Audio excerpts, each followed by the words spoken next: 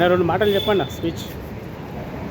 అదే మన doctor BR Ambedkar కూడా మన రాజ్యాంగాన్ని రచించారు. మన రాజ్యాంగం మన డాక్టర్ బిఆర్ అంబేద్కర్ లేకపోతే మనం ఈరోజు ఈ రాజ్యాంగం రాసుకోలేకపోతుంటివి.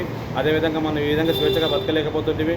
ఎక్కడ పోయినా అస్పృశ్యత, అంటరాంతనము అనే పదాలు వినిపిస్తున్నాయి. ఇంకా ఇప్పటికీ మన డాక్టర్ బిఆర్ అంబేద్కర్ రాజ్యాంగం రచించినటువంటి వ్యక్తి అయినా సరే ఆయన నిర్మించిన ఈ రాజ్యాంగంలో ఈ భారతదేశంలో ఇంకా అంటరాంతనాలు, దళితులు, తర్వాత నిరుపేద మహిళల మీద అత్యాచారాలు, అఘాయితాలు జరుగుతూనే ఉన్నాయి.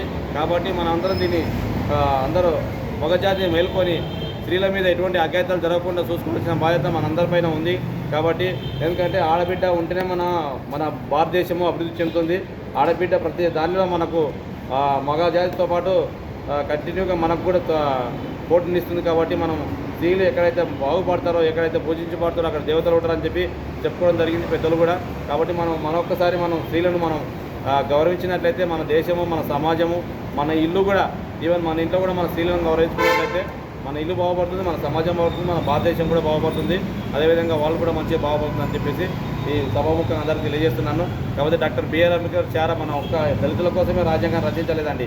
దాదాపు మన దేశంలో ఎన్ని కులాలు ఉన్నాయో దాదాపు అందరి కోసం రచించే కులాల గురించి రచించలేదండి రాజ్యాంగాన్ని. దాదాపు మన భారత రాజ్యాంగాన్ని, మన భారతదేశాన్ని ఏ విధంగా పరిపాలించుకోవాలి, ఆ రాజ్యాంగంలో ఉండే హక్కులు ఏంది, తర్వాత ఆర్టికల్స్ ఏంది, దానిలో ఉన్న చట్టాలు ఏంది, దాని గురించి చెప్పాడు. కానీ వేరే ఓన్లీ దళితుల కోసమని రాజ్యాంగం రచించినటువంటి ఎక్కడ లేదని చెప్పేసి ఈ సభముఖంగా అందరికీ తెలియజేస్తున్నాను. థ్యాంక్ యూ, ఈ అవకాశం ఇచ్చాము మీ అందరికీ.